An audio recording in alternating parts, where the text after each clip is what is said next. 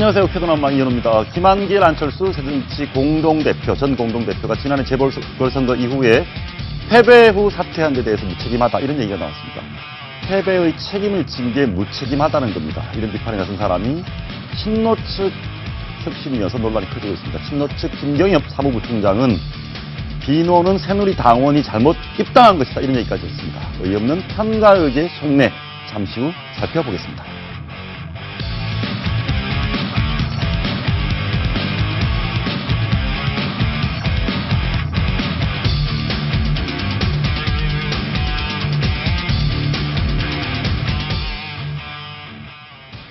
새정치민주연합 혁신위원 10명이 구성됐습니다. 김상곤 위원장은 개파와 무관한 분들을 선정하려고 노력했다 이렇게 말했습니다. 하지만 친노 패권 논란 여전합니다. 박지원 의원 모시고 함께 얘기 나눠보겠습니다. 어서 오십시오. 안녕하세요. 혁신이 구성됐습니다. 잘 예. 될 것 같습니까? 잘 되고 있습니까? 잘 돼야죠. 예, 뭐 너무 당연한 말씀을 드렸는데 실패하면 우리 당의 미래가 없고 예.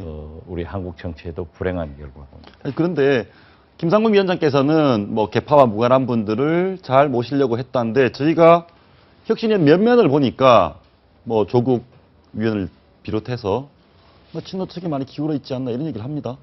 어떻게 보셨습니까? 이 혁신위원 면면을 보셨을 때. 당 내외에서 그러한 평가를 하지만은 예. 저는 일단 혁신위가 성공을 해야 되기 때문에 또 김상곤 위원장과 사전에 예. 많은 의견을 교환했기 때문에 거듭 말씀드리지만 지금은 좀 지켜보면서 혁신위가 성공할 수 있도록 협력하는 자세가 필요하다. 지금 현재 예. 여러 혁신위원들이 오늘 처음 회의를 하면서도 얘기를 했습니다마는 예. 이대로는 안 된다. 예. 이대로는 안 된다. 예. 거기에 공감을 하더라고요. 그리고 제가 김상곤 위원장께 누차 말씀드린 게 10일 날도 만나셨죠? 예. 예. 예. 절대 어떠한 혁신안도 지금까지 만들어진 게 한 추럭, 한 창고에 있다. 그렇죠. 7번이나 혁신위를 만들었으니까. 예. 그러나 결국 실천이 안 됐다. 그러니까 실천을 꼭 해야 된다라고 했는데 예. 오늘 첫 혁신위원회에서도 그러한 얘기를 한 것. 저는 예. 다행이라고 생각합니다. 사실 지금까지 우리 당의 혁신안은 혁신위에서 호랑이를 그려가지고 예. 당으로 넘기면은 고양이로 통과시킵니다. 예. 결국은 쥐꼬리로 실천을 하거든요. 재밌는 표현. 호랑이를 혁신안을 만들어 놓으면 당에서 고양이, 네. 실천은 쥐꼬리. 쥐꼬리. 예. 이러니까 신뢰가 없었는데 이번 혁신위에서는 반드시 실천하겠다. 이걸 강조한 걸 보면은 조금 지켜봐야 된다. 하나만 더 물어보겠습니다. 진짜 그게 잘 그리려면 사람이 만드는 거 아니겠습니까? 혁신으로. 그렇죠. 근데 네. 사람의 면면은 괜찮으시냐고요? 지금 균형이 잘 잡혀 있습니까? 우선 제가 거의 모르는 분들이에요. 아, 모르는 분들이다. 그렇기 때문에 예. 저는 김상곤 위원장이 반드시 성공을 시킬 분으로 예. 신뢰를 가지고 있고 또 조국 교수 같은 분은 저하고 특별한 친분은 없지만 예. 오래전에 제가 비대위원장을 하면서 조국 교수를 우리 당으로 영입해가지고 예. 분당 보궐선거에 출마를 시키려고 만나본 적도 아, 있어요. 의원님께서 직접 조국 교수를 영입하시려고 예. 그런 인연이 있으시군요. 그리고 지금까지 그러한 젊은 제가 그때 재밌는 표현을 했어요. 뭐라고? 강남 좌파다. 강남 좌파. 예. 강남 좌파라는 용어에 아니 저작권을 물론 그런 소리가 의원님, 있었겠지만은 예. 제가 조국 교수한테 조 교수는 강남 좌파로 불러도 되겠느냐? 예. 이러니까 그랬더니 뭐라고? 좋다. 아, 이런 말씀을 하시는데 사실 그러한 서울대 법과대학의 진보적 교수가 예. 우리 당의 브레인으로서 현실 참여를 해주는 것은 저는 굉장히 좋은 일이다. 예. 이런 생각하기 때문에 오늘 또 아주 강하게 얘기를 했더라고요. 아니, 의원님, 그런데 그 전에 좀 보시면, 그것이 잘 되면 좋겠는데, 박주선 의원님도 그렇고, 여러분들 얘기가 조금 걱정들을 많이 하고 계세요. 박주선 의원 얘기 짧게 한번 들어보시겠습니다. 우리 당의 가장 큰 선결 혁신 과제가, 친노를 대표하는 수장격인 문재인 대표 사퇴를 통한 친노계파 해체인데 이런 결정을 내릴 수 있겠느냐 이 혁신위원회에서 그래서 결과에 대해서는 매우 회의적이다. 골마 터진 부분을 도려내야지 예. 그 부분은 도려낼 생각을 하지 않고 생사를 뜯어내가지고 무슨 당의 혁신이 되겠습니까? 제가 저 부분을 꼭 잘라서 듣게 된 이유가 저 우려죠, 우려. 혁신이가 무조건 잘 돼야 되는데 박주선 의원의 우려를 우리 당에서도 상당히 공감하고 예. 저도 그런 사람 중에 한 사람입니다. 요거 한번 물어보겠습니다. 예를 들면 예. 이종걸 원내대표가 엊그제 예. 전직 원내대표들과 오찬 간담회를 했어요. 예. 거기에서도 이종걸 원내대표도 친노 패권주의 타파위원회로 이름을 하려고 했다가 친노 패권주의 타파위원회. 예, 혁신위원회로 만들었다. 어. 이만큼 우리 스스로가 의원들 내부에는 그러한 기류가 있는 것도 사실이에요. 야, 그러나 이런- 저러한 예, 예. 불만보다는 예. 저로서는 혁신을 하지 않으면 우리 당이 어려워요. 예. 어렵기 때문에 그 다소 불만이 있더라도 예. 좋은 방향으로 나가도록 지켜보자. 그래서 솔직히 말씀드려서 오늘 조국 교수가 예. 창조적 파괴란 말을 썼더라고요. 맞습니다. 예. 예. 저는 굉장히 좋은 말이다. 예. 그러나 이 창조적 파괴가 지금 현재 우리 새정치연합의 몇 개 그룹에서 분당, 신당 창당위원회 사무실을 내고 있어요.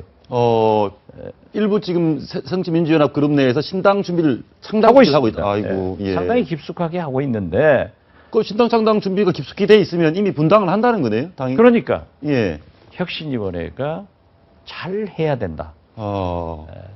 그리고 제가 늘 강조지만은 분열해서 패배하고 패배해서 분열하고 또 패배하고 예. 이런 악순환을 끊어주는 데는 우리가 정신적 창조적 파괴가 있어야 되지만은 예. 또 한편 혁신위원회나 문재인 대표가 잘못하면은 신당 창당파들에게는 우리가 창조적 파괴를 한다. 빌미가 되는 거죠. 이런 것을 하고 있기 때문에 예. 저는 잘하자고 하는 겁니다. 잘하자. 또 물론 저도 어떤 의미에서 보면은 신당파에 가담할 수도 있고 그렇죠. 당을 지킬 수도 상황이 있고 그건 몰라요. 그렇습니다. 그렇기 때문에 혁신위원회가 잘해달라. 그리고 오늘 혁신위원회 첫 회의에서 조국 교수 등 혁신위원들의 발언이 굉장히 현실을 직시하고 예. 앞으로 하겠다고 하는 의지를 표명했기 때문에 지켜보자. 지켜보자. 그러나 만약 예. 잘못하면은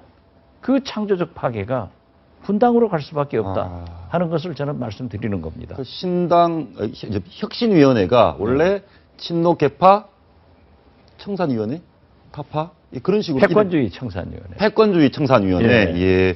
그런데 아니, 이종걸 대표가 예, 그런 아이디어를 이 우리 전직 원내대표들에게 오찬 간담회에서 그런 얘기를 하더라고요.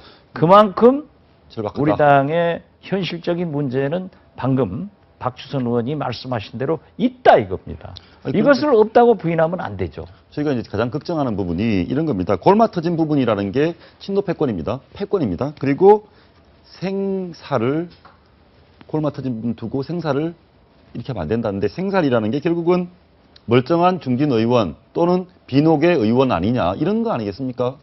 조국 교수께서도 계속 이렇게 좀 일정 부분 의심을 받는 이유가 본인이 뭐 호남 다선 의원 뭐 486, 40% 물갈이 이런 얘기를 했기 때문에 그런 거 아닙니까? 그 육참골단이라는 예. 얘기는 거듭 말씀드리지만 조국 교수가 2월 8일 예. 전당대회에서 문재인 대표가 승리를 하고 제가 패배를 했지 않습니까? 예. 2월 12일 모 일간지에 기고를 하면서 문재인 대표는 육참골단의 생각으로 해야 된다. 거기다 요구한 겁니다. 잘못 인용이 아니, 됐군요. 그러나 이게 지금 현재 그 혁신하는데 우리 스스로가 그렇게 해야 된다 하는 해야 것을 된다. 강조한 거죠. 예. 그리고 저는 자꾸 일부 언론에서 조국 교수를 비난하는데 우리 진보 개혁 세력으로서는 그러한 훌륭한 교수가 예. 우리를 평가하고 또 비판하고 때로는 조언도 해주는 것을 굉장히 기쁘게 생각하고 저는 존경합니다. 왜 극우 파 교수들이 새누리당을 옹호하고 찬양하는 것은 인정을 하고 진보 개혁 세력인 지식인 조국 교수가 우리 새정치민주연합에 잘 되기를 바라는 의미에서 여러 가지 고언을 하는 것은 비판하는가? 이건 옳지 않다고 생각합니다. 균형이 맞지 않다. 그런데 이동학 혁신위원 개인적으로 아시는 사이십니까? 얼굴만 알죠. 얼굴만. 예. 이동학 혁신위원이 이런 얘기를 했습니다. 보시죠. 내용을 보면 지난 7.30 재보선 때 김한길, 안철수 공동대표가 패배 후에 사퇴를 했습니다. 저 말이 맞습니까? 패배의 책임을 지고 사퇴한 것이 더 큰 무책임이다. 이런 얘기를 하니까 비노 측에서 저런 친노 인사가 저런 말을 하니까 이 혁신위가 친노로 쏠려 있는 비판이 나오는 게 아니냐. 패배 책임지고 사퇴한 게 왜 무책임한 겁니까? 그런 뭐 젊은 청년위원회 부위원장이기 때문에 예. 자기 시각으로 볼 수 있다고 생각합니다. 볼 수도 있다. 또 그러니까 정당이란 게 다양한 사람이 모여 있기 때문에 예. 저러한 얘기도 할 수 있지만 예. 또 후자의 말씀이 저는 동조를 합니다. 예. 그리고 하나 더 보겠습니다. 패배했으면 책임져야죠. 그러니까요. 패배 책임을 졌는데 왜 무책임하다고 합니까? 아니 글쎄 그러한 얘기도 할 수 있겠지만 예. 그것이 더 오히려 무책임하다. 저는 그렇게 보는 거죠. 저는 말하는 게 무책임하다. 김경엽 사무부총장 아시죠? 이분이 오늘 또 왜 그걸 물으세요? 예, 좀 황당한 얘기를 하셔가지고 좀 말이 좀 심하거든요. 비노, 친노 비노 얘기하는데 비노는 새누리 당원이 잘못 입당한 거다. 물론 뭐 본 진위는 다르다라고 얘기를 하더라도 저런 말을 하고 심지어는 뭐 비노 일부에 대해서인지 뭐 이렇게 하면서 새누리당 세작이 첩자입니다. 첩자. 그리고 뭐 누가 방해만 안 하면 잘 될 수 있다 이런 얘기들을 하는데 말이 심하지 않습니까? 어떻게 보셨습니까? 글쎄요, 뭐 젊은 의원님도 비노시잖아요. 예, 비노입니다. 근데 뭐 그렇지만은 비노는 당원 자격이 없다는데. 우리 김경엽 의원이 얘기한 것은 예, 우리 새정치민주연합 당원들은 다 친DJ이고 친노다. 예, 그것을 강조하면서 표현이 좀 과하게 된 것 같아요. 예. 그리고 저렇게 뭐 얘기하는 것을 또 제가 뭐라 하겠습니까? 아니 그런데 의원이 의원님 얘기하는 그런데 게. 예. 지난번에 뭐 저기 이 막말 논란 나오고 할 때 문재인 대표께서 조심스럽게 좀 타일러 꾸짖어 줬으면 좋았겠다 이런 얘기도 나지 않습니까? 저도 문재인 대표한테 그 얘기 했어요. 예, 김경엽 소속 사무부총장이 예, 조금 심한 말을 한다.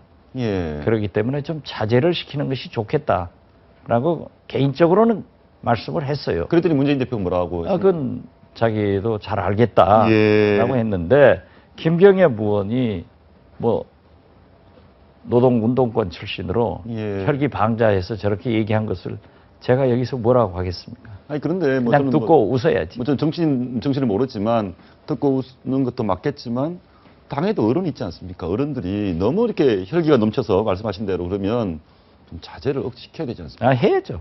예. 그러한 것은 서로 조심하는 것이 좋다.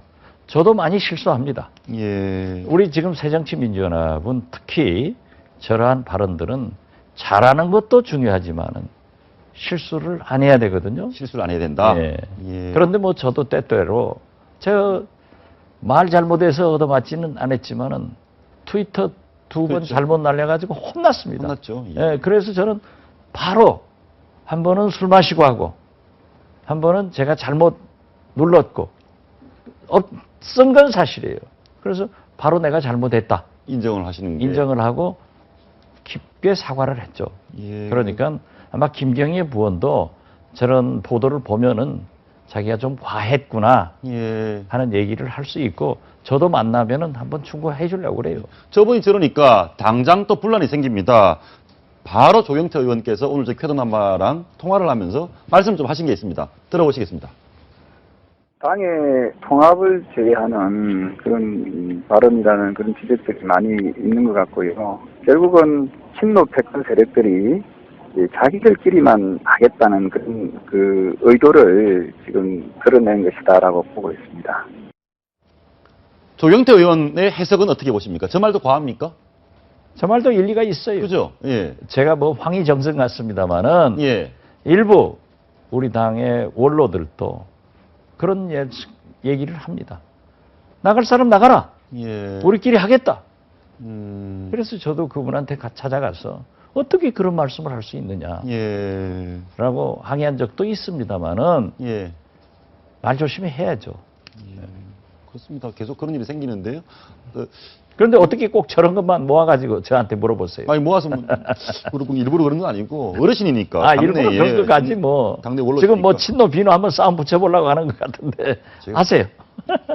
싸움 안 하시도록 하기 위해서. 예, 그냥 따라다니고 있어요. 언론이니까 지적해야죠. 혁신위 예. 김상곤 위원장 7일 날 만나셨습니다. 그때 만나셔서 의원님께서 그런 얘기를 하셨네요. 정당 혁신은 공천 혁신에서 시작되지만 공천 혁신의 기준은 당선 가능성이다. 저 말에 대해서 김상곤 위원장이 공감하셨습니까? 저런 식으로 얘기는 했죠. 예. 우리 새정치민주연합의 최대 혁신은 정권 교체입니다. 예. 그리고 결국 정당 혁신은 공천 혁신을 의미하는데 물론 여러 가지 엄격한 기준을 가지고 공천을 해야지만은 결국 정치는 선비적 문제의식도 필요하지만은 현실적 상인 감각이 상인 감각. 예. 때로는 중요한 겁니다. 예. 그렇기 때문에 김대중 대통령께서는 원숭이는 나무에서 떨어져도 원숭이지만 정치인은 떨어지면 사람도 아니다. 이렇게 극단적 말씀을 하셨는데 김대중 대통령께서 직접 하신 말씀. 예. 아, 그렇군요. 그런데 우리가 지금 제가 그 자리에 그 얘기 했어요. 문재인 대표가 박근혜 대통령에게 48% 차이로 패배했지만 예. 박근혜 대통령이 단 1% 지분을 주느냐. 저도 이 박지원도 문재인 대표에게 3.5% 차이로 당대표 대표를 경선에서. 패배했지만 예. 문재인 대표가 저한테 단 1% 지분을 주느냐. 안 주죠. 그렇기 때문에 정치는 all or nothing.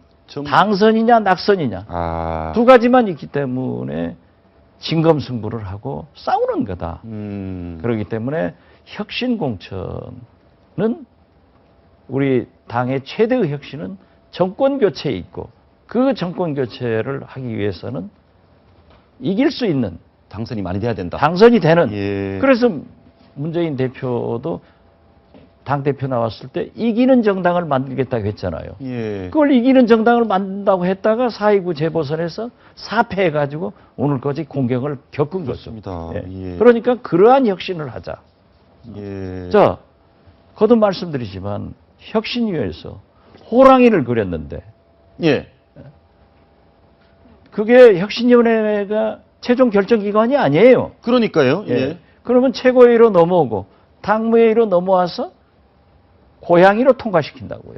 그럼 모든 언론과 국민들은 새정치민주연합이 개혁, 혁신이 후퇴했다. 이런 비판을 받는데 그거라도 실천하면 좋은데 나중에는 쥐꼬리로 실천을 하게. 왜 그렇습니까?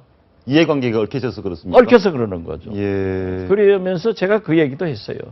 문희상 비대위원장 때 절대 못 고치게 당헌 당규에다 박았다. 예. 그렇지만은 문재인 대표로 와서 또 고쳐버렸다.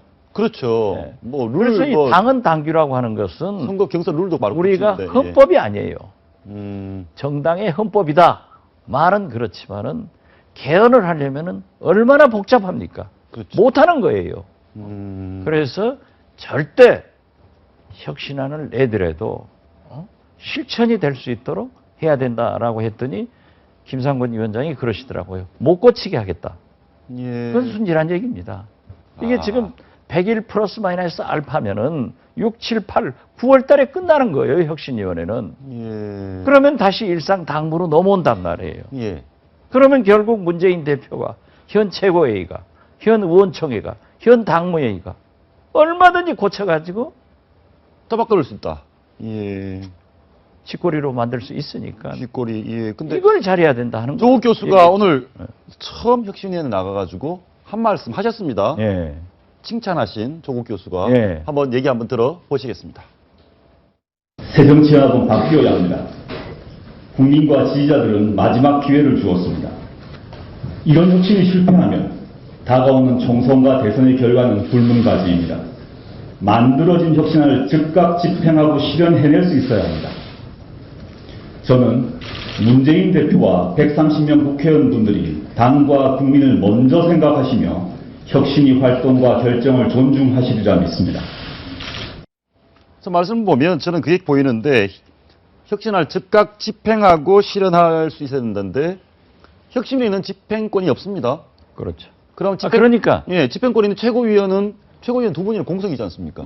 그렇죠. 그러면 어떻게 합니까? 이 혁신안을 만들었는데 만든 곳에서는 집행권이 없고 집행권이 있는 곳에는 이미 최고위원 두 분이나 정청래 의원, 주승용 의원 두 분이나 공석이고 그러면 이래서 결국은 호랑이가 고양이 쥐꼬리 되는 거 아닙니까? 아, 그건 아니고 아닙니까? 예. 조국 교수의 저 발언이 예.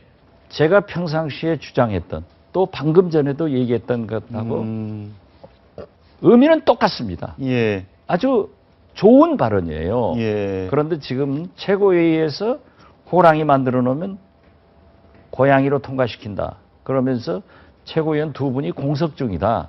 라고 했지만은 과반수가 예. 우리 최고위에 남아 있기 때문에 또 주승용, 정청래 의원이 어떤 결정을 내리려는지 저는 아직 모르겠습니다. 그렇지만 하자가 없어요. 하자가 없다. 하자가 없기 때문에 예. 조국 교수가 말씀하신 것은 어떤 경우에도 예. 실천되게 해야 된다.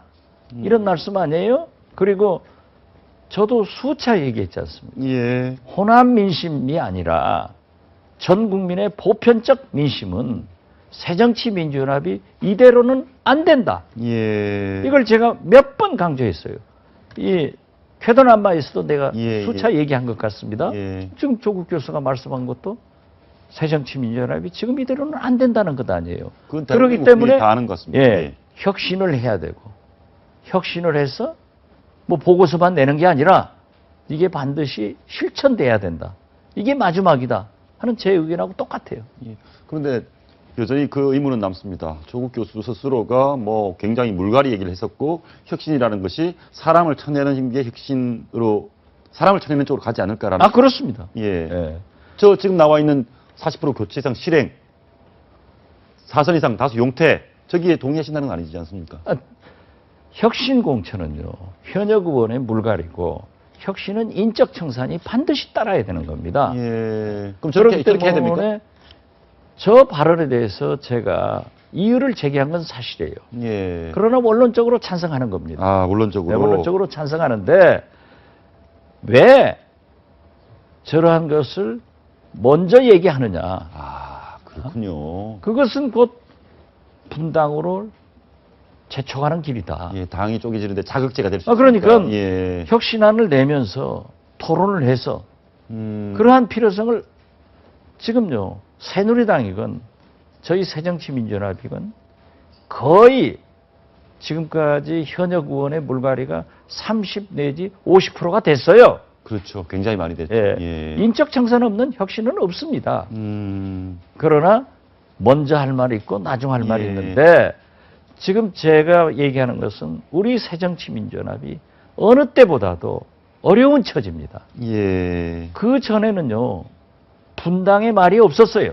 신당 창당의 말이 없었어요. 예. 그런데 지금 4.29 패배 후 친노 비노 싸우고 여러 가지 문제가 생기면서 최소한 4개 그룹에서 신당 창당을 위해서 사무실을 열고 준비를 하고 있어요.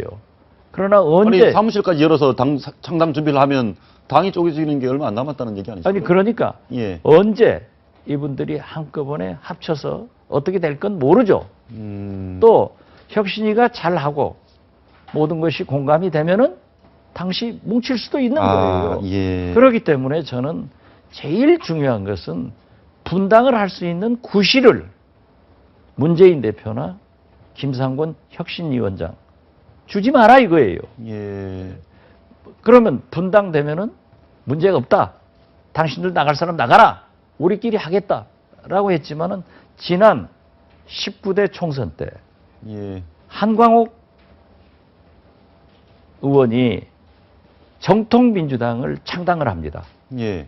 우리 새정치민주연합에서 공천에 탈락하니까. 예. 그러니까 정통민주당을 창당해가지고 심지어 서대문 울구 같은 데서는요.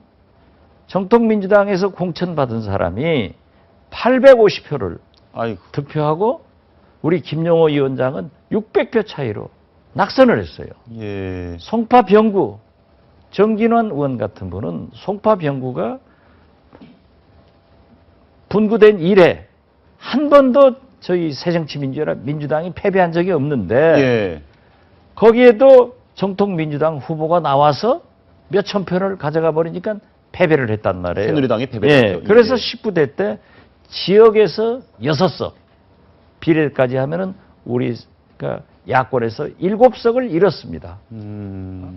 그러나 정통민주당은 한 석도 못 가졌어요. 그렇죠. 오히려 새누리당이 가져간 예, 거죠. 그래서 우리는 야권은 예. 운명적으로 분열하면 패배하게 돼 있는 거예요. 예. 그러나 보수 세력 새누리당은 지금 친박 뭐 반박 비박, 탈박, 예. 싸우다가도 선거 때가 되면 딱 뭉쳐가지고 한단 말이에요. 배우셔야겠는데요. 그리고 반대 세력도 데려다가 다 쓴단 말이에요. 예. 그러니까 어쩐지 거기는 통합의 이미지가 있고 우리 새정치민주연합은 자꾸 분열하기 때문에 예. 문제가 있다. 그래서 뭐 옛날부터 내려오는 보수는 부패해서 망하고 진보는 분열해서 망한다 예. 하는 현상이 지금 현재 우리 새정치민주연합의 가장 당면한 문제다. 그리고 그러한 분당을 하기 위해서 준비하는 분들에게 부신을 주지 말고 예. 함께 할 수 있도록 그 필드를 장을 만들어주는 역할을 문재인 대표와 김상곤 예. 혁신위원장 저 혁신위원들이 해주는 것이 좋다. 예. 그러지만은 예. 국민 지지를 받기 위해서는 현역 의원이건 누구건 정당한 기준을 가지고 예, 예. 당선 가능성. 물갈이 공천을 예. 해야 된다. 그렇지만은 당선 가능성을 염두에 두는 것이 가장 좋다. 예. 그래야만이 정권 예. 교체를 할 수 있다. 이겁니다. 의원님 짧게 두 가지만 더 물어보겠습니다. 황교안 총리 청문회 총리감으로 맞다고 보십니까? 근데 지금 보니까 새정치민주연합이 뭐 전투력도 별로 없고 그냥 대충 이러다가 반대하는 척하다가 통과시켜 주려는 거 아니냐라고 하고 있습니다. 글쎄요. 여론조사 보면은 예. 황교안 총리 후보자가 부적격하다 예. 하는 것이 훨씬 높더라고요. 뭐 비슷비슷한 것도 있고 네, 뭐 갤럽은 또 예, 조금 다른데 아무튼 높아요. 예. 일반적으로. 그런데 황교안 총리 후보자 청문회 때나 성완종 예, 예, 예. 리스트 파문 이런 때 과연 우리 새정치민주연합이 제대로 야당 역할을 했는가 예. 하는 것에 대해서는 대단히 죄송하게 생각하고 야당답지 못했다 하는 것을 저는 솔직히 인정합니다. 인정하신다. 저는 예. 8명을 낙마시켜본 경험을 가졌습니다. 황교안 총리 부적격이라고 판단하시는 거죠? 아닌가요? 국민 여론도 그렇고 예. 좀 문제가 있다. 문제가 있다. 이런 생각하지만은 부적격? 이번 경우는 조금 다릅니다. 다르다. 예. 왜냐하면 청문위원이 반반이거든요. 예. 그런데 청문위원장이 여당이 하고 있기 때문에 예. 조금 더 유리하고 또 지난번에 대법관처럼 국회의장이 직권상정을 하면은 문제가 있다. 그렇지만 우리는 부적격하기 때문에 또 국민 여론이 그러하기 때문에 계속 야당답게 투쟁을 해야 된다. 이렇게 생각합니다. 마지막으로 박근혜 대통령 미국 방문 취소하신 거에 대해서는 어떻게 생각하십니까? 저는 취소 잘했다고 봅니다. 아, 잘하셨다. 그리고 취소하기 전에 예. 안 가셔야 된다. 아. 그리고 먼저 얘기를 했는데 우리 당에서도 가셔야 된다 안 가셔야 된다 했어요. 뭐 새누리당도 뭐 한 예. 시간 전에도 김무성 대표 그래가지고 뭐 예, 예. 당청이 협조 안 된다라고 했던데 그건 안 가시는 것이 옳은 일입니다. 왜 그렇습니까? 짧게 말씀 좀 해주시죠. 왜 안 가셔야 됩니까? 한미 관계 중요한데. 국민을 먼저 생각하고 예. 그다음 한미 관계는 또 할 수 있습니다. 한미 관계 그리고 있다. 구체적 얘기는 제가 할 수 없습니다만은 예. 본래 말이죠. 제가 청와대에 있었지 않습니까? 예, 예.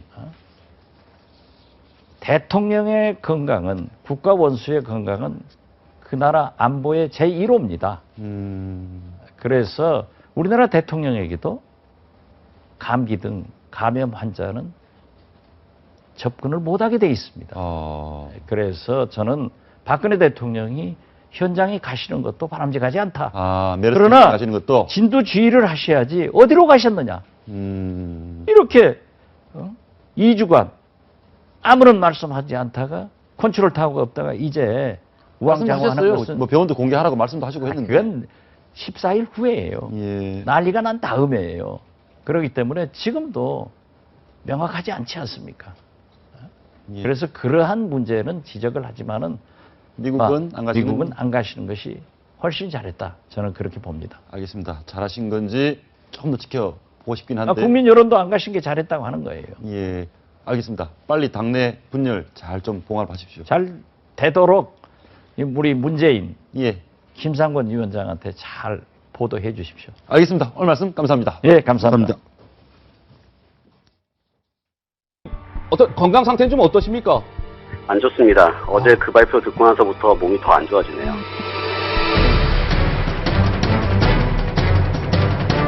네, 사망설이 돌았던 삼성서울병원 의사는 생명에는 지장이 없는 것으로 확인됐습니다. 시민 여러분께 사과드릴 말씀이 있습니다. 철저한 원인 규명을 통해서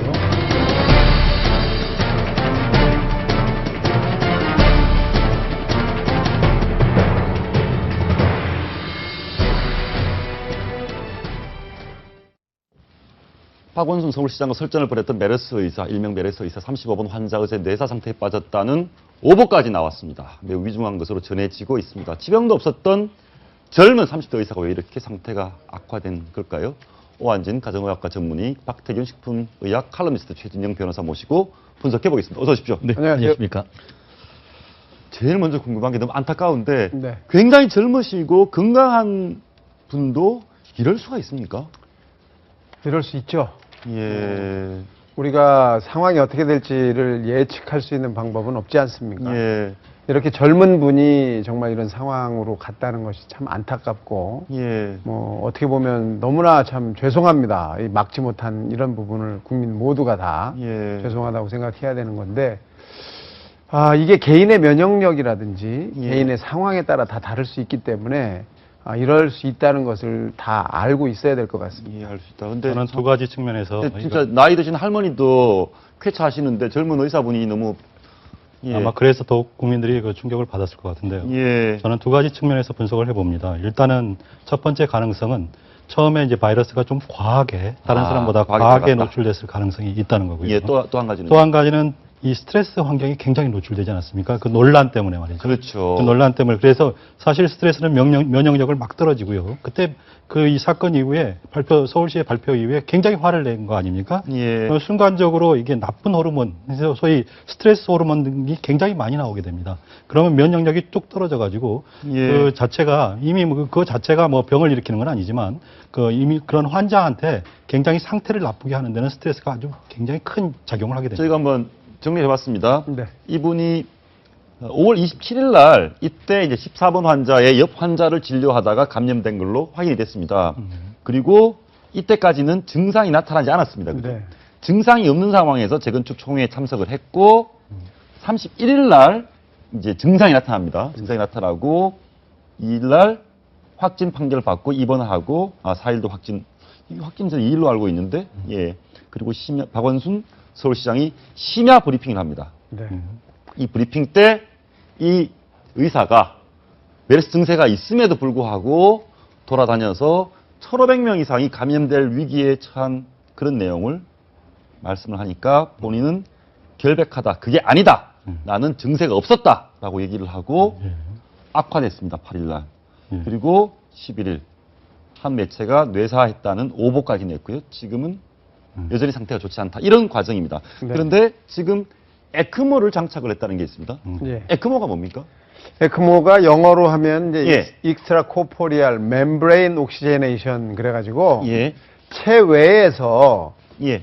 산소를 혈액 속으로 공급해주는 장치입니다. 여기 그림이 있는데, 예. 그러니까 이 몸에 있는 혈액을 뽑아서 뽑아내서 네. 여기에서 산소를 직접 그 혈액 속에 투입을 하고 그 혈액을 다시 몸 안에 넣어주는 거죠. 그러면 여기 몸에 들어가는 이 피 혈액은 속에는 산소가 많이 있는. 그렇죠. 예. 왜 이런 일을 하느냐 하면 예. 폐가 이 폐렴으로 인해서 거의 다 망가져서 예. 폐에서 산소 교환이 일어나지 않기 때문에 예. 우리가 숨을 쉬면 공기 중에 있는 산소만 혈액으로 빼오게 돼 있거든요. 아, 그렇군요. 그런데 그 교환을 할 수 없는 상황이 됐기 때문에 예. 저 장치를 이용해서 산소를 공급하는 겁니다. 우리 몸에 산소가 뭐 5분 이상 안 가면 뇌도 망가지고 예. 뭐 심장 기능도 정지하고 사람이 죽을 수밖에 없는 상황이기 때문에 저 장치를 이용해서 산소 공급을 해서 면역성을 높이고 이 사람이 생존할 시간을 벌어서 예. 점차 증세가 호전되면 저 에크모를 떼고 일어설 수 있는 겁니다. 예. 아니 그런데 어저께 사실 내사 예. 때문에 되게 말이 많았지 않습니까? 예. 예, 근데 사실은 이 에크모를 달고 나서 젊은 사람들의 경우에는 지금 앞으로 이제 한 보름 정도가 지금 고비인 것 같습니다. 아, 이분이 에크모를 달고 있는 상황에서 그래서 보름 동안만 견뎌주면 예. 자기 면역력을 가지고 견뎌주면 극적으로 생활하는 수가 있는 거고요. 만약에 이제 보름 동안 견디기 어려우면 굉장히 상당히 심각한 상황인 건 사실인데요. 예. 어떻게 내사 얘기를 조금 했는데 사실은 내사를 한 사람한테는 절대 에크모를 달지 않게 돼 있습니다. 아, 그렇군요. 예, 그거는 내사한 사람한테 이미 생명을 잃은 거잖아요, 거의. 그런 사람한테 에크모를 단다는 것은 이건 윤리적으로도 비윤리적이기 때문에 적어도 내사 상태는 절대 아니고요. 예. 지금 이 상태, 지금 현재 아주 치열하게 지금 생과 사의 어떤 기로에서 싸우고 있다고 볼 수가 있습니다. 예, 근데 서울대 병원 측에서도 방금 말씀하신 그런 내용을 설명을 했습니다. 예. 내용을 한번 보시죠. 보시면 대사 상태가 아니고 인공호흡기를 장착한 상황에서 인위적으로 수면제를 투여해 재운 상태, 무의식 치료 이런 얘기를 하시더라고요. 무의식 치료? 예, 왜냐하면 이 예. 살아있는 사람은 예. 자가 호흡이 있습니다. 내가 숨을 쉬어야 되거든요. 그런데 내가 숨을 쉬는 거와 기계가 숨을 쉬는 것이 서로 충돌하면 숨쉬기가 그렇군요. 몹시 어렵거나 힘들어지게 예. 됩니다. 그래서 숨 쉬는 근육들을 좀 쉬게 하는 이런 예. 이 시술을 할 수 있는 거죠. 그럴 때 이제 진정제를 투여하든지 예. 수면제를 투여할 수도 있습니다. 그래서 그런 상태가 되면 잠자는 것과 같은 상황이 되고 폐에 근육을 쓰지 않고 숨을 쉬지 않으면서 에크모를 이용해서 산소 공급을 할 수 있기 때문에 예. 그런 상황에 처해 있다 이렇게 볼 수 있는 거죠. 이제 두 분께 꼭 한번 더 물어보고 싶습니다. 회복되실 수 있죠? 두 가지 측면에서 이제 우리가 아직 젊고 하시니까. 그렇습니다. 예, 뭐 예. 우리가 그렇게 기대를 하고 있고 예. 그런 기대 하에서 에크모를 장착을 한 것이죠. 예. 하지만 이걸 적절한 시간에 장착을 했느냐, 예. 어떤 상황에서 장착을 했느냐, 예. 이게 이제 가장 중요한 이제 관건이 될 거라고 생각합니다. 그러니까 에크모를 장착했다는 것은 적극적으로 살리겠다는 의지를 보인 겁니다. 예, 적극적으로 살리겠다는 의지를 보인 거고, 전에 에크모 장착하신 분들은 이건희 회장도 그런 일이 있었죠. 그분은 심장 쪽이고 이분은 폐 쪽이라서 예. 조금 방향은 다릅니다만. 사실 이 부분과 관련해서 지금 건강보험 심사평가원 관계자들의 말에 따르면은 이게 에크모 시술한 다음에 생존율이 외국 같은 경우에 한 40-50% 정도에 이르고 영국 같은 경우에는 한 60%까지도 된다고 하는데요. 사실 지금 서울대병원에서 지금 어떻게 보면 우리나라의 최고의 어떤 병원 아니겠습니까? 예. 살리기 위해서 굉장히 최선을 다하는데 정말 국민들이 좀 염원을 모아야 될 시점이 아닌가 생각을 합니다. 근데 참 저희들이 다 국민들이 제일 안타까워하는 게 굉장히 젊었고요. 네. 또 지병도 없었습니다. 그리고 당시에 채널A 저희 방송과 통화할 때도요. 굉장히 건강한 물론 한번 들어보시죠. 그 당시 목소리를 들어보시겠습니다. 제가 원래 알레르기성 비염이 있기 때문에 약간의 기침이 납니다. 그리고 일을 많이 하기 때문에 몸살이 가끔 날 때가 있어요. 그런 정도였지 그게 메르스 증세는 아니었습니다. 혹시 이런 건 어떻습니까? 혹시 저 알레르기성 비염이라든가 그런 게 메르스가 좀 더 빨리 악화되는데 영향이 있었던 건지 일부 의사분들은 그런 얘기도 하시더라고요.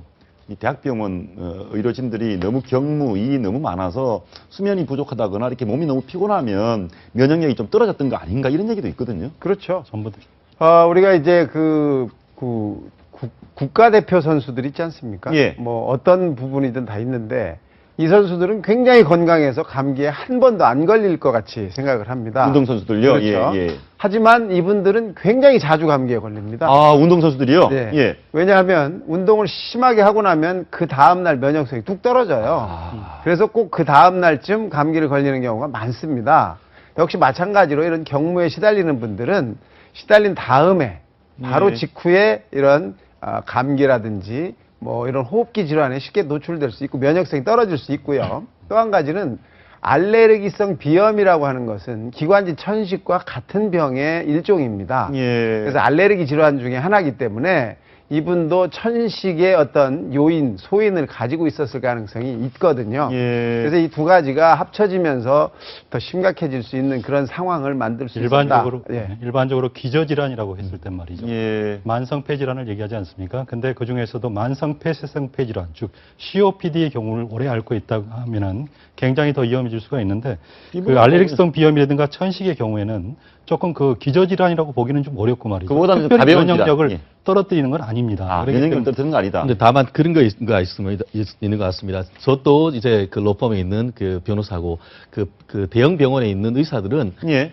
이게 굉장히 경무에 시달립니다. 실제로 예. 제가 알기로 그 대한의사협회 의료정책연구소 같은 경우에는 보면은 현행 규정상 한 주에 이제 80시간을 넘게 근무를 못 한다고 하지만 예. 실제로 지금 보면은 수련과 한 25개 중에 14개 과 이상이 한 주당 100시간 이상 근무를 한다고 합니다. 아마 그 지난번에 제가 노한규 전 그 의협 협회장님 예. 말씀에 따르면은 이분이 삼성병원의 펠로우 그러니까 레지던트 끝나고 이제 교수급 교수가 인원인데 되기 직전, 그렇죠. 예. 거의 주당 거의 100시간 이상을 근무했을 가능성이 충분히 높다라고 하고 있고 어이. 본인도 보면은 일을 많이 하기 때문에 그렇다는 것은 사실 지금 다들 말하듯이 요즘 술 많이 마시지 말라고 하지 않습니까? 예. 한마디로 면역력을 최대한 유지하려고 하는데 경무에 계속 시달리다 보니까 이렇게 했다는 것은 저도 사실 거의 뭐 5, 6년 동안 쉼 없이 일했던 예. 그 상황을 충분히 저는 지금 이해를 하거든요. 아마 그런 과정에서 이와 같은 어떤 병이 했는 것 같은데 35번 환자가 상당히 교훈을 주는 바가 있는데요. 사실 이런 시기에는 사실 개인의 면역력이 아주 중요하지 않습니까? 예. 그 말씀하신 대로 경무 절대 하면 안 되고요.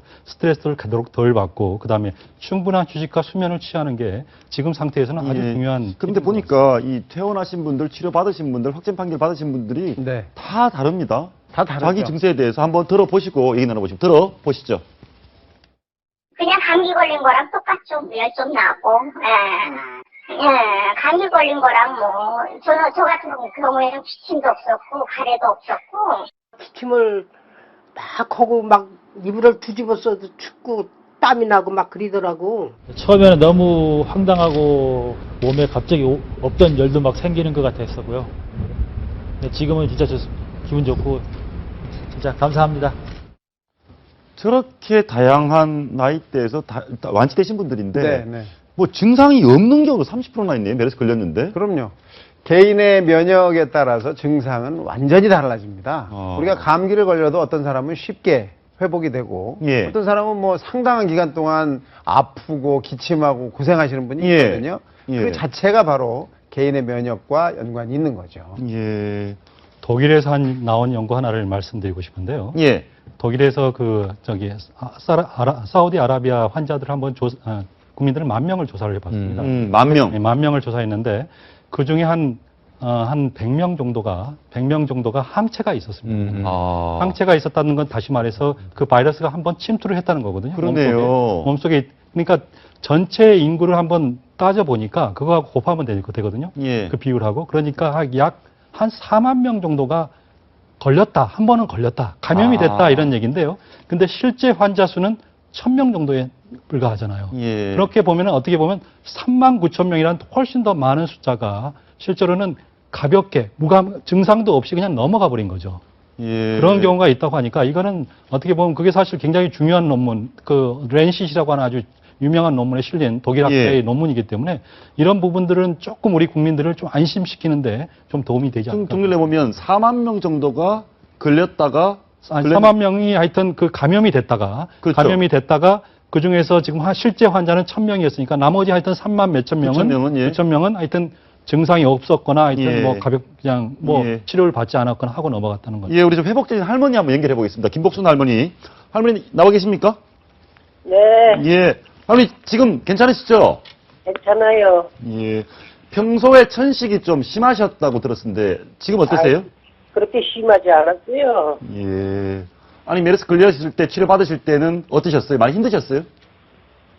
치료받을 때 천식이 좀 숨차고 기침이 나는 것 같아서 입원했었죠. 예. 옛날에 독감 걸려보셨죠? 감기 심할 때 몸살. 몸살이요? 과거에 몸살, 독감, 이렇게 몸살 걸렸을 때랑 이번에 메르스 걸렸을 때랑 좀 다르셨어요? 아니요, 그런 건 없었어요. 예. 아이고. 근데 지금은, 과거에 독감 몸살하고 비슷한 수준으로 지나오셨다는 말씀이죠, 메르스를? 아니요, 세균 한 번 걸었어요. 예. 아이고, 지금 이렇게 회차하셨는데, 네. 지금 메르스 걱정하시고 메르스 앓고 있는 분들한테 하시고 싶은 말씀 없으세요? 네, 열심히 치료받으면 난다고요. 예. 알겠습니다, 할머니. 하여튼, 네. 계속 건강하시고요. 말씀 고맙습니다. 네. 저분 말씀을 들어보면, 연세가 7이시죠? 7이신데도 네. 건강하시거든요. 근데 저분은 제가 볼 때 예. 천식이 그렇게 심한 분이 아니세요. 아. 우리가 이제 의사들은 환자를 보면 이 숨 쉬는데 이 폐 근육들이 어떻게 움직이느냐를 보면 예. 아, 천식이 상당히 오래됐겠다, 또 심했겠다를 볼 수 있는데 예. 저분은 그렇게 움직임 자체가 없으시고요. 숨차 하시는 경우가 거의 없으세요. 지금 말씀하시면서도. 그래서 아, 천식이 심했던 분은 아니시고 예. 그냥 그런 기운이 조금 있으셨던 분이 이번에 메르스를 걸리면서 예. 아, 숨차고 숨이 쉬기가 힘들어진 호흡곤란 증세가 나타났기 때문에 아, 그 천식이 좀 있었구나를 알게 되신 분이라고 생각이 되고요. 예. 덩치나 이런 걸로 봐서도 저분은 면역성이 상당히 좋을 수 있는 예. 그런 조건이 좀 있으세요. 등치가 좋으면. 예. 예. 우리가 암에 걸려도 뚱뚱하신 분들은 그 암을 겪어내는 힘이 더 남아있다고 얘기를 하고 좀 체중이 안 나가시는 분들은 암에 걸리면 그 암을 이겨내는 힘이 모자라다. 체력이 모자라다. 떨어져서. 네. 예. 체력이라는 것이 바로 면역력 중에 하나이기 때문에 예. 저 할머님은 상당히 건강도 좋으시고 덩치도 좀 있으셔서 그게 회복하시는데 큰 도움이 되지 않았을까 이런 생각을 합니다. 그 말씀 들어보면 아까 이제 뭐 35번 의사 환자분, 메르스 환자라는 의사 그분도 좀 피곤한 상황이었다 이런 내용이 좀 있었고요. 그리고 스트레스가 극심했다는데 흥분을 하거나 화가 나면 더 위험해집니까? 두 가지 측면이 있습니다. 예. 우선 한 가지는 개인이 가지고 있는 성격입니다. 성격. 그 성격이 예민하냐 아니면 예민하지 않으냐에 따라서 스트레스가 왔을 때 반응하는 정도가 다르거든요. 예. 두 번째는 스트레스에 대해서 어떤 식으로 반응을 하느냐입니다. 예. 수련을 통한 사람들, 예를 들어서 승려라든지 예. 이런 분들은 오랜 기간 수련을 통해서 화가 나도 그걸 진정시키는 방법을 압니다. 그래서 예. 몸에서의 반응이 상당히 가라앉고 편안해지실 수가 있는데 그런 사회적인 경험이라든지 뭐 이런 것들이 좀 적을 경우 또 거기다가 예민한 성격을 가졌을 경우에는 반응도 굉장히 심각해질 수가 있고 예. 내가 그걸 겪어내기 어려운 그런 상황에 처할 수도 있거든요. 근데 이분 입장에서는 뭐 대단한 승려가 아닌 이상 수도를 하시는 분이 아닌 그렇죠. 이상 진짜 너무너무나 본인이 뭐 수천 명을 감염시켰을 수도 있다라는 식으로 몰려버렸은 상태니까. 억울하죠. 예. 네. 그러면 얘기 잠시 한번 들어보시겠습니다. 서울시가 새빨간 거짓말이라고 했던 이유는 29일부터 격리 조치된 적이 없습니다, 저는. 이거는 엄연하게 오보고, 그다음에 의사로서의 진짜 자격이 없는 인간처럼 만들었습니다. 30일 날 제가 주민총회와 심포지움에 참석했다고 하는데요. 네. 이게 증세가 없었고요. 거짓말한 거죠. 제 자신을 부독덕하고 의사로서 자각도 없고 네. 함부로 환자의 생명을 귀중하게 여기지 않는 세계 최고의 나쁜 의사로 만들었다는 거죠. 저 말씀을 들어보면 어떤 자기 의사로서의 자기의 최소한의 자존감에 상처가 많이 있었던 것 같습니다. 그렇죠. 자존감 예. 뭐 이런데 어마어마한 상처를 입은 거죠. 네. 보통 저는 과학적으로 이런 스트레스와 면역력 이런 부분이 증명이 된 게 있습니까? 예, 뭐 예를 들면 하나를 말씀드리면 독감이나 감기나 이런 메르스는 사실 비슷한 질병인데 예. 그 독감에 걸린 환자 또는 독감 예방 주사를 맞은 환자라고 사람이라고 했을 때 아주 그냥 예를 들면 즐거운 뭐 예를 들면 뭐 개그 프로 같은 거 예. 이런 걸 보게 되면 면역력이 확 올라가고요. 그렇습니까? 예, 그리고 이제 아주 심각한 거 뭐 아니면 뭐 다큐멘터리 같은 것 중에서 좀 심각한 다큐멘터리 이런 걸 보게 되면 각종 면역세포, 뭐 T세포나 B세포 같은 게 있거든요.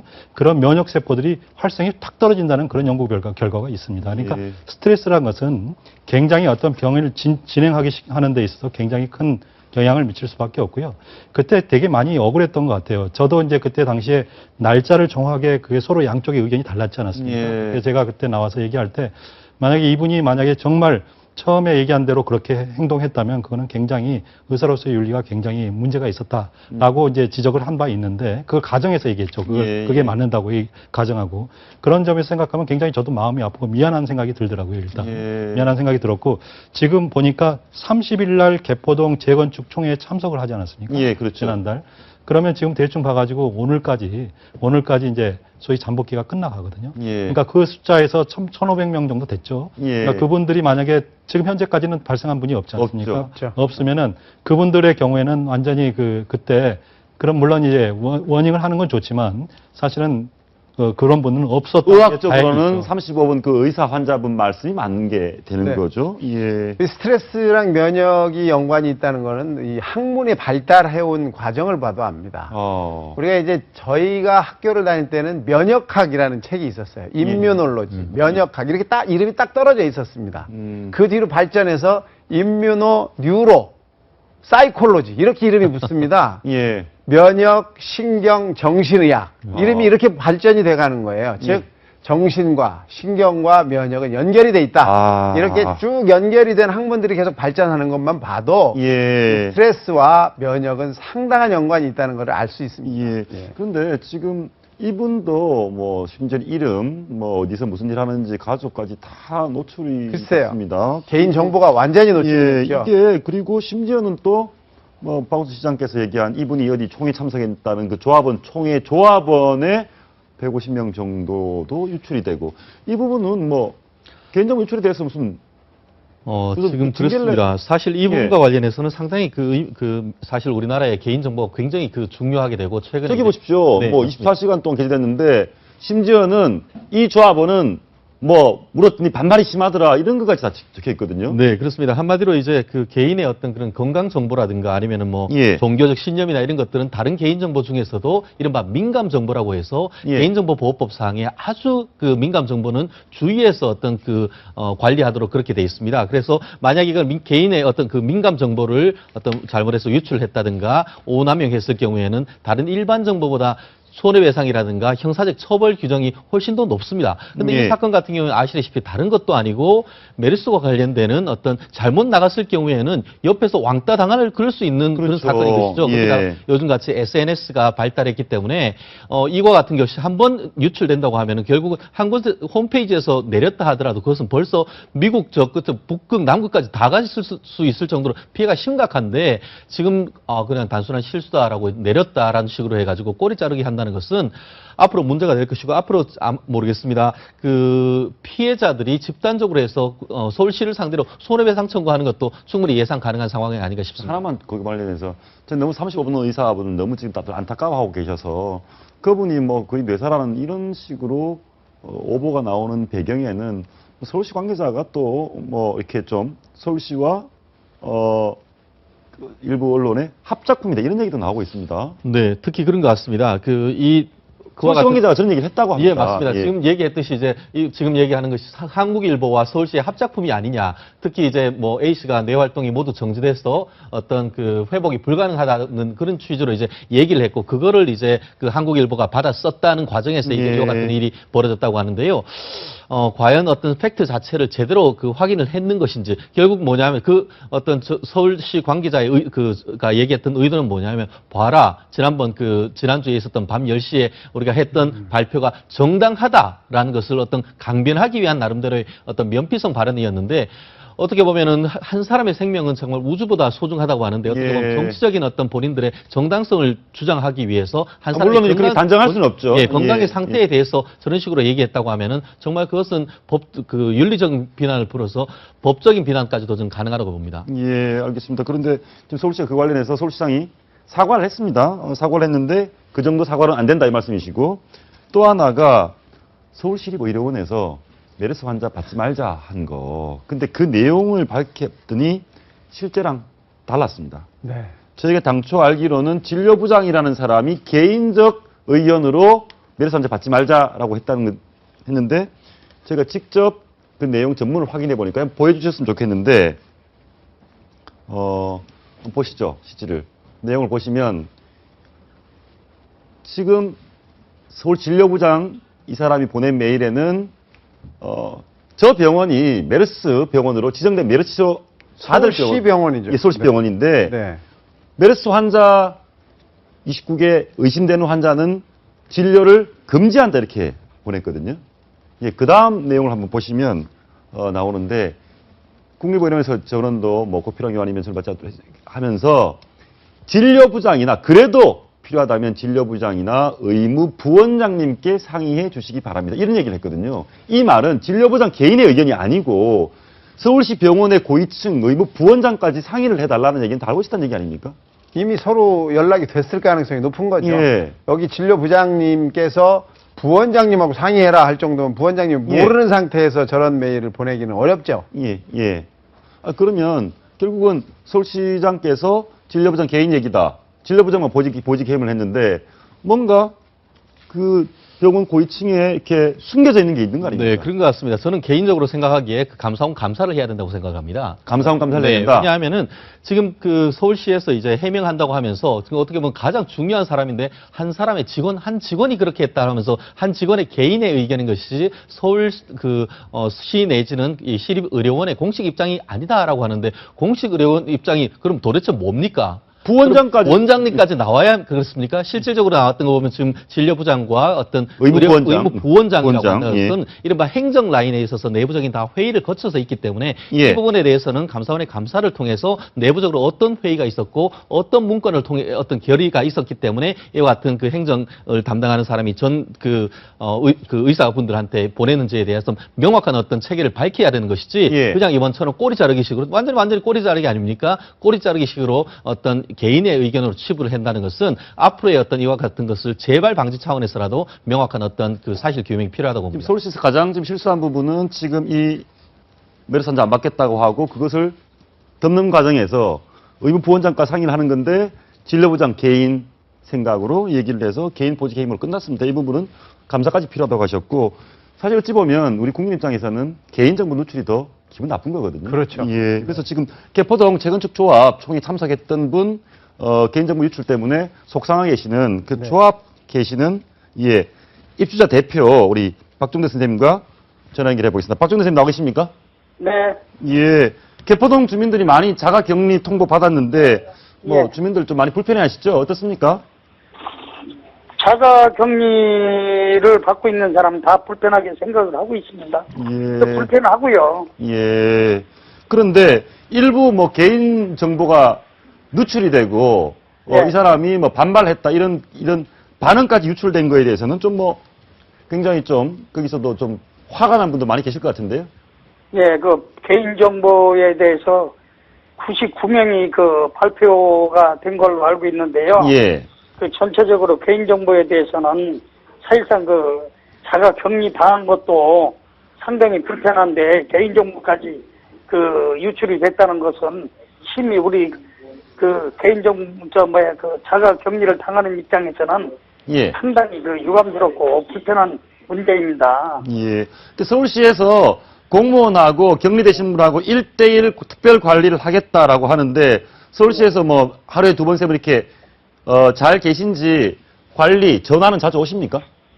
그 1대1 개인 관리를 하겠다는 얘기는 저도 그 방송에 이렇게 얘기는 들었습니다만은 1대1 관리는 상당히 어려운 문제라고 보고요. 그렇게 지금 현재 실행을 하지 못한 걸로 알고 있습니다. 아, 실행을 하지 못하고 계시다. 서울시에서 그렇게 못하고 있다.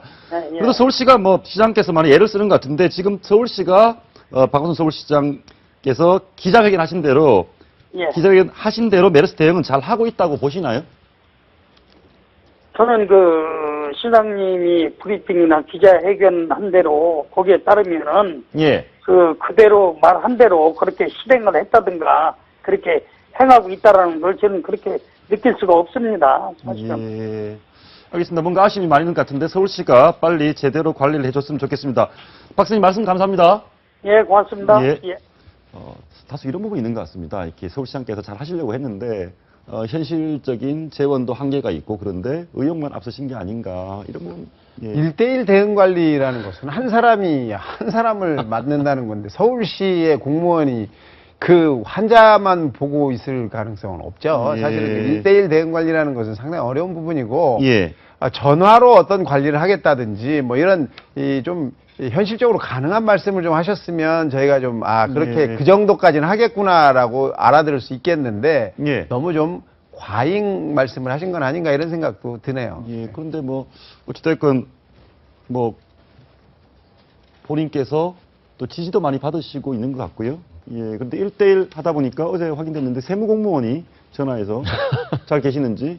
세무공무원이요? 예, 세무직 공무원이 전화를 해서 좀 안 아프시죠? 잘 계시죠? 이렇게 확인을 했다는 게 확인이 됐습니다. 자기가 세무공무원이라고 밝혔답니까? 예. 아니, 세무공무원이라는 깜짝 놀라지 않습니까? 나 아니, 세금 말도 안 되죠. 세무공무원은 질병에 대해서 알 수도 없고 예. 어떤 식으로 환자분들 특히 이제 그 개인 격리 되신 분들 아닙니까? 예, 예. 자가 격리를 하고 있는 사람들한테 해야 할 수칙이라든지 이런 거를 숙지할 시간도 별로 없으실 테고 세무의 일에 바쁘실 텐데 세무공무원이 나셔서 그만큼 전화를 인력이 하신다는 부족하다는 거죠. 의미겠죠. 전 또 그것 또한 사실은 서울시장께서 이제 정부의 대응과 관련해서 초기 대응에 대해서 굉장히 어떤 비판을 하면서 예. 제대로 대응되는 매뉴얼이 있었느냐라는 것을 얘기를 하고 있습니다만 예. 거꾸로 그렇다고 하면은 그 서울시가 어떤 재난이라든가 이와 같은 그 감염병 확산때에 대한 대응책, 대응 매뉴얼이 제대로 있었는지에 대해서 정말 이번 기회에 서울시에 예, 대한 예. 것도 한번 체크를 해봐야 될 것 같습니다. 저희가 이제 국민들이 가장 큰 걱정은 어찌됐건 이번 메르스 사태가 진정되는 것인데. 그렇죠. 지금 월요일, 화요일, 수요일 계속 오늘이 고비가라고 했는데 딱히 진정되는 것 같지도 않고 계속 4차 감염 얘기는 나오고 젊은 사람도 아프다고 하고. 네. 어떻습니까? 지금 국민들이 굉장히 혼란스럽습니다. 지금 진정되고 있는 겁니까? 진정이 돼야 되는데 그건 희망사항인 것 같고요. 예. 하여튼 이번 주 말까지는 한번 지켜봐야 될 것 같습니다. 예, 이번 주말까지는 예, 지켜봐야겠다. 이번 주말은 아주 되게 중요한 중인 것 같습니다. 예. 근데 아직도 지금 예. 이제 삼성 서울병원에서 나온 그 예. 확진자들이 다른 병원에 다니면서 또 다른 감염을 일으켰을 가능성이 상당히 우려되고 있지 않습니까? 그렇죠. 예. 그렇다 보면 이 사람들이 만난 사람들의 잠복기 예. 그걸 또 생각해야 되거든요. 그러다 예. 보면 제가 볼 때는 이번 주말도 더 지나가야 되지 않나 이런 생각도 좀 해보거든요. 아, 예. 근데 저희가 이거 보시죠. 그동안 메르스 확진자 현황인데 이 분홍색 삼성의료원에서 감염되신 분들 삼성서울병원에서 이렇게 끝났습니다. 여기는 아산병원이죠. 쭉 끝났습니다. 그런데 평택이고 그다음에 삼성. 예, 평택 삼성 네. 죄송합니다. 이 평택이고요. 예. 삼성인데 예. 요런 색깔이 전혀 다른 빨간색이 또 나왔습니다. 이것이 지금 또 더 새로운 진원지, 폭발하는 진원지가 아닌가 이런 걱정들을 하고 있거든요. 저는 근데 조금 다른 측면에서 예. 물론 그 확진자 자체를 막아야 되는 것은 또 굉장히 중요합니다만 그에 반해서 국민들이 오늘 보니까 이제 한 여론조사기관이 한 1,200명을 상대로 해서 확인을 해봤더니만 한 58% 정도가 앞으로는 좀 수그러들 것이다라고 기대를 하고 있고 예. 그 이면에는 뭐냐면은 이른바 괴담으로부터 상당 부분 사람들이 비교적 안심을 하고 있다는 어떤 심리적 안정감이 상당히 더 중요하다고 생각합니다. 예. 이제 이 병이 무엇인지에 대해서 얼마나 위험성이 있는지에 대해서 어느 정도 알고 또 어떤 경우에는 감염된다 하더라도 아무 증세 없이 넘어간다는 걸 알기 때문에 상당 부분 안정된 그런 어떤 사회 분위기가 되는 것이 굉장히 중요하고 그렇기 때문에 지금부터는 전문가 분들이 정말 제대로 대응을 해준다고 하면은 예. 이 사태를 넘어갈 수도 있지 않을까 그렇게 생각을 합니다. 괴담이란 게 정말 무서운 일이에요. 예. 사실은 사스가 처음 났을 때 그 사스의 이름이 괴질이었어요. 그렇죠. 괴질이란 거 그러니까 사람들이 공포에 굉장히 질렸던 괴질. 거죠. 예. 그래서 이름을 사스로 그래서 바꿔준 이름을 거죠. 사스로 예. 바꾼 이유도 예. 그만큼 이제 대중을 안심시키면서 그러면서 차근차근 관리해 나가는 게 아주 중요한 문제인 것 같습니다. 예. 근데 그걸 전문가가 한다는 것은 좀 웃기는 일이죠. 사실 정말 우리가 이제 이런 과학적이지 않던 조선시대, 뭐 고려시대 이럴 때 괴질이 돌거나 역병이 돌면 민심이 아주 흉흉해지는 겁니다. 예. 이 밀란이 일어날 수 있는 거 아닙니까, 사실은. 그 옛날 같으면. 지금이야 이제 뭐 그렇지 않지만. 예. 그렇다면 지금 이 공포에서 회복될 수 있게 하려면 예. 책임 있는 기관과 책임 있는 사람이 적극적인 대처를 해야 되고 예. 그 적극적인 대처에는 국민들의 비판을 받을 각오를 해야 되는 거고요. 예. 그 비판을 받으면서 양해를 구하는 사과의 말씀을 아주 정중하게 해야 되는 거죠. 예. 이런 불편함이 생길 수 있다. 이런 상황을 우리가 해결하려면 개인의 자유를 구속하는 상황이 생길 수 있고 예. 이런 불편함이 생길 수 있다는 것을 확실하게 말씀을 하시고 예. 그다음에 조치를 어떻게 할 건지 격리를 하는 게 옳은지 학교를 가는 게 옳은지 사람들 모이는데 나가도 문제가 없는지 이런 예. 부분에 대해서 명확한 얘기, 지침을 줘야 되는 거거든요. 이게 우리 국민들만 문제가 아니고 외국인이 우리나라를 오지 않지 않습니까? 그렇죠. 지금 이게 지금 외국 사람들, 외국인들이 못 믿는 것은 이 괴담 수준이 똑같은 거예요. 누군가 하나가 어떤 기관이 정확하게 지침을 내리고 확인을 하지 않고 막지 못하고 있기 때문에 예. 개개인이 알아서 생존하라 이런 식이기 때문에 더 예. 외국 사람들이 못 오는 거 아닙니까? 그렇다면 예. 이걸 빨리 정부에서는 어떤 식으로든 이걸 해결할 컨트롤 타워를 빨리 만들어서 예, 예. 정확하게 지침을 줘야죠, 국민들한테. 이번 주말을 계기로 해서 메르스 정말 진정됐으면 좋겠습니다. 그리고 35번 환자 빨리 회복됐으면 좋겠습니다. 네. 오늘 말씀 고맙습니다. 35번 메르스 환자 꼭 빨리 쾌유하셨으면 좋겠습니다. 시청해주신 여러분 고맙습니다.